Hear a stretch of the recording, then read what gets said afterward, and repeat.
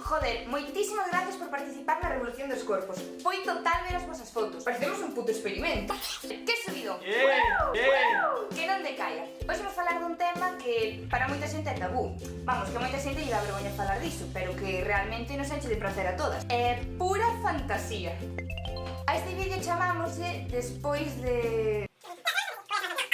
Sí, non sempre nos poñemos de acordo. Xa!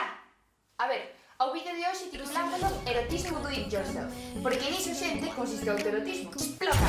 Somos Sara, Edu. Xela. Somos Sex.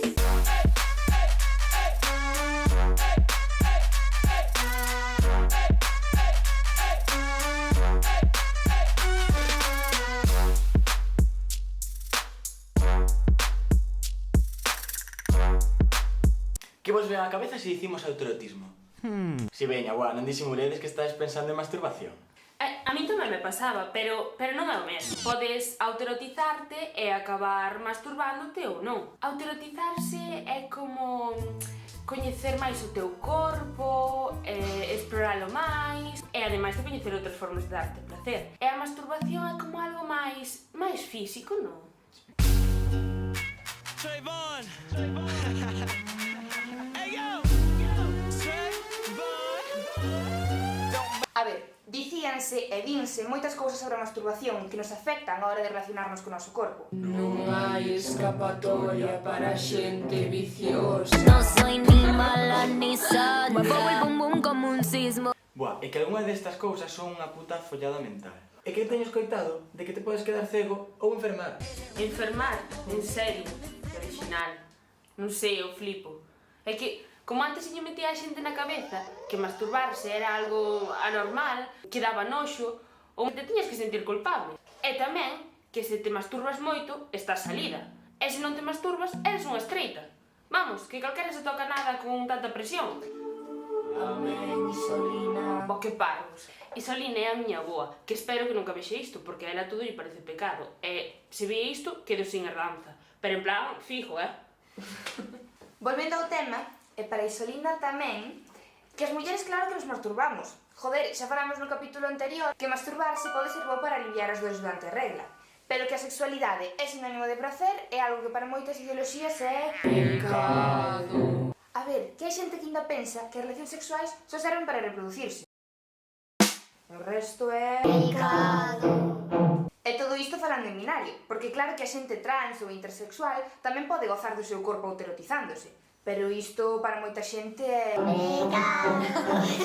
Buah, é que eu te teño escoitado de que se te masturbas es marica. Terá que ver unha cousa con outra.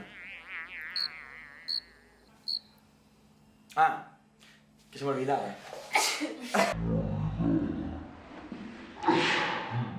Tamén se din cousas terribles sobre a masturbación cando temos parella, O sexa, se te masturbas é porque non che chega sexualmente, porque non che vai igual coa tua parella ou porque non che mola.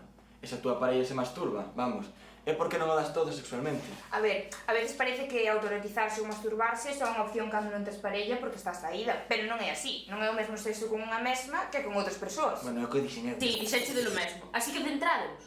O que está claro é que tanto autoerotizarse como masturbarse é unha opción. Nin está prohibido, nin é obligatorio. Cada un que faga o que queira co seu corpo, non? Por certo, queremos propoñervos un novo reto. Comentade aquí ou nas historias do Instagram Etiquetándonos o Insta. dicíndonos cal é a parte do corpo na que sentides máis placer. E non vale decir os xenitais. Dale a tu cuerpo alegría Macarena, que tu cuerpo está dando la alegría que está buena. Dale a tu cuerpo alegría Macarena, Macarena. A ver, xente, o autoerotismo non só serve para darnos placer, tamén é unha maneira de coñecer mellor o noso corpo, de saber o que nos gusta, de conectar con nós mesmas... Todas temos tabús e vergoñas, pero hai que aprender a quererse. Por exemplo, vai unha superintimidade. Eu cando me daron as tetas estaba un pouco rayada porque teño unha máis grande que a outra. Non, agora cando digo en alto, son absurdo. Pero, a ver, eu pensaba que igual non sentíamos no placer nas dúas. A ver, que eu tive primeiro relacións con outras persoas que comigo mesma. E como que intentaba que non me tocaran as tetas porque me daba moita vergoña. E agora conto porque xa comprobei nas miñas sesións íntimas que o tamaño non importa. É que tanto prazer sinto nunha teta como na outra. Pero, joder, se non se me dese por tocarme e probar, seguiría con esa rayada que me impedía gozar a tope de relacións con outras persoas.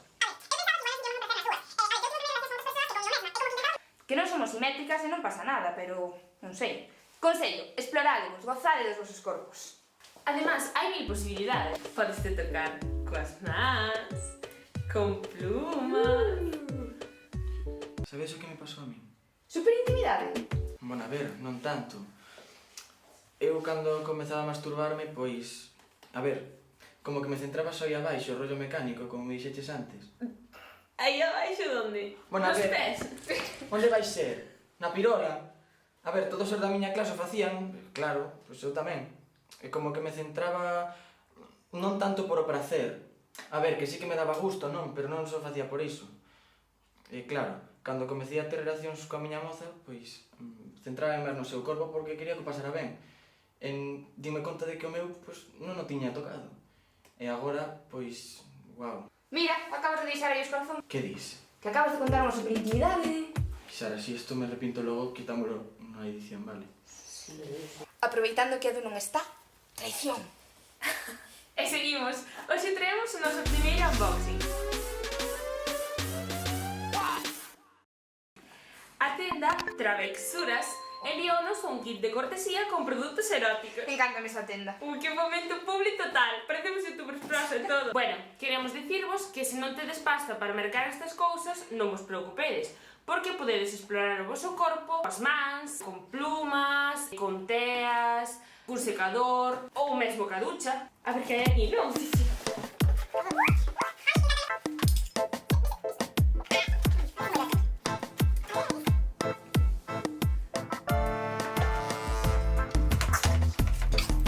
A mí isto dos lubricantes con sabores, Por certo, Sara, se queres pipas en casca, deixechas na cocina. Sí, ai, quéroche. Toma de feromonas. Sara, que faz?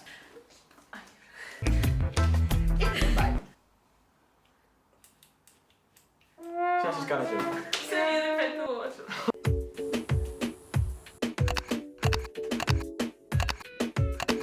Ai, joder, que non vos contei. Que outro día fui montar perses con miña nai e foi genial. Coa túa nai, que dis? Guai, que flipo, xa. A min proponme e mando ao médico. A ver, tías, que xa sabedes que miña nai quer ir de guai, de moderna, e pásase, vos xa coñecedes. Proponme cada cousa, méteme nos líos, e eu a veces paso unha vergoña.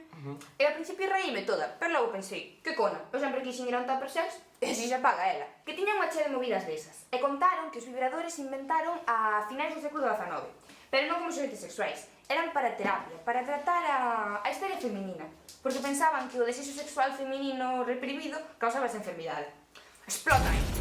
Logo, a mediados do século pasado, cambioulle esa fama, porque claro, eso da histeria feminina, pois... comezaron a poñerse de moda, pois, nas pelis porno. Non fales de porno que quedamos de deixalo para outro capítulo. Eso era? Sara! Home, así calquera.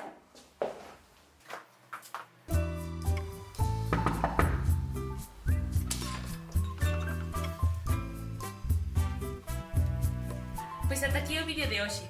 Eu deixo-vos que teñen unha cita moi especial comigo mesma. Non olvides suscribirte ao noso canal, comentar e compartir todos os nosos vídeos e tamén síguenos no Insta de Sex. E se tes calquera dúbida sexual que non queiras deixar nos comentarios de aquí abaixo, podes escribirnos a este correo. Pasadeo ben!